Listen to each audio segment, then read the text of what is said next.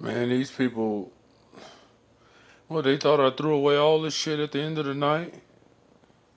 I still got most of this shit, man. I only stopped turning it in because they would let the good old boys come in, look at the loads that I did, and next thing you know, I'm getting bullshit and they getting whatever the fuck I did. So I just started taking them home with me. They thought I threw them all away. I didn't throw that shit away. Huh? I even put the stickers on the back of all this shit. Huh? That's Walmart right there.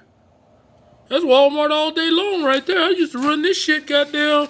Next thing you know, dude, the tragedy that has befallen me, man, since hooking up with these people. It's like that. Like I went from being a million-mile truck driver when I showed up to just supposed to be a bum on the fucking street. You know? I showed up over there. I already been driving truck over 11 years, man. Even got my own truck at the house, man. By the time I left, it's like they gonna make it seem like I'm just a dude that showed up one day sitting on the couch, come down there, they decide they give me a chance to drive a truck. This is Kevin L. Graham, man. Million-mile truck driver. In the end, people stole my whole fucking career from me. Stole my trucks that I already had when I got there. They just organized with their buddies. What, they thought I threw all this shit away? I didn't throw the shit away. I just kept holding on to it. Who's this? Melissa Van Diver? Karen, Rodney, Millwood? Huh? 6617? What store is that? 403. Hell, I don't remember which one that is. I kept all this fucking shit, man. I brought it all to the fucking house. So that some good old boy couldn't come in there and fucking look at through my shit, and that thing, you know, I'm rolling something else. One day Karen sitting there and told me, Kevin, you said you want to run days, right? I'm like, yeah, shit, I've been, yeah, I've been waiting to run days, They let me leave out on one load going to Missouri. Supposed to leave at 1. It had 3 stops up there. Supposed to be some tough stops. There was a trick to that at the end of the night. You're not supposed to be able to make it back, and then they could act like, well, you didn't even make it back the other day when we let you out there, but I did. And not only that, I got the 3 stores off, and then at the last store, the dude was like, it was only 1 dock. And the dude was like, well, most people usually tailgate. I'm like, tailgate? And he had a real stink attitude, So I'm like, well, I ain't gonna tailgate this stuff. And he's like, you could tailgate it if you want to. Most of them usually do that. And I was like, I'm not going to tailgate this. Why would I tailgate this stuff to the end of the fucking truck when I could get $30 for pulling that trailer out and then put mine in there and then pulling it out and putting the other one in there? Man, I did all that shit and still made it back that night. The next night, the bitch had me back at 1800 at night. And it just so happened to be April 1st. So I told that motherfucker, you played the April Fool joke on me, didn't you? You played the April Fool joke on me. I'm supposed to be running days. Next thing, man, they had it so illegal over there, man. White boys be showing up, man. Niggas be running nights for years. White boys will show up and shit. And next thing you know, they running days like as soon as they could get them in. It makes a big difference. They would try to give them like a nice life, like, well, you can be home with the kids and all this. Meanwhile, million-mile trucker Kev or some other dude been there working nights for 6 fucking years, man. Dude, I didn't get rid of this fucking shit, though. I didn't get rid of this. What, they thought that was it? I even put the stickers on the back of all my shit. See, I didn't do nothing but give people more and more shit to hate about me. I would try to do the best fucking job I could because I knew that's the only thing kept me there. That's the only thing kept me there. They had it out for me for the time I showed up. And they thought they was going to get rid of me the whole fucking time. But then I sit there. And I sit there all that time. And then I turn around and fucking Dyersburg, Ripley, Tennessee, Memphis, New Albany, Mississippi. Dude. These people were playing a scam, man. In the end, they done got me out all my shit working with their friends. They done got me out my trucks I had when I got there.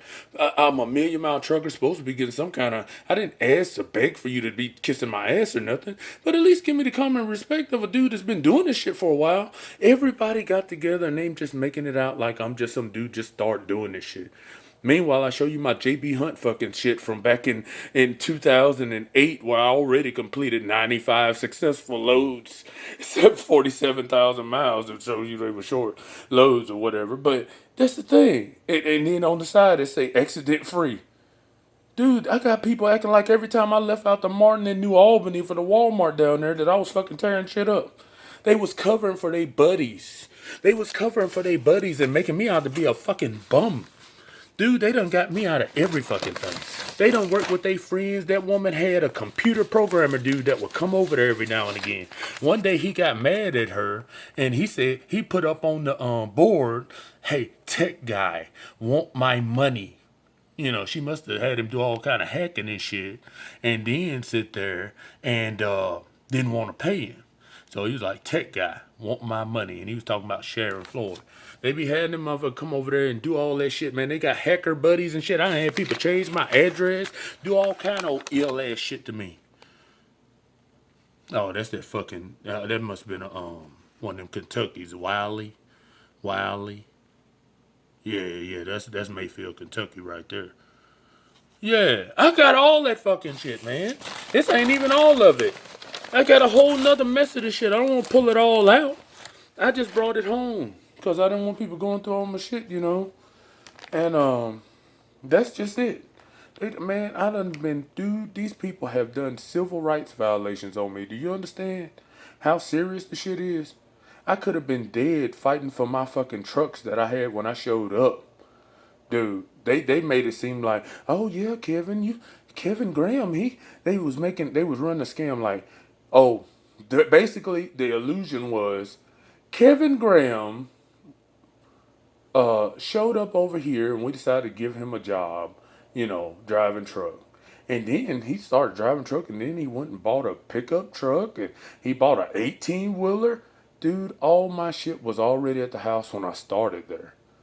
All my shit was already at the house when I started there. But the illusion is he went and got all this stuff when he worked here and then he quit and then all this stuff went away. No. I showed up over there, a million-mile plus fucking driver. Dude, you know, if not pretty goddamn close. I've been driving over 11 years. That's a million miles. I ought to be any goddamn way. Got my own truck sitting at the house.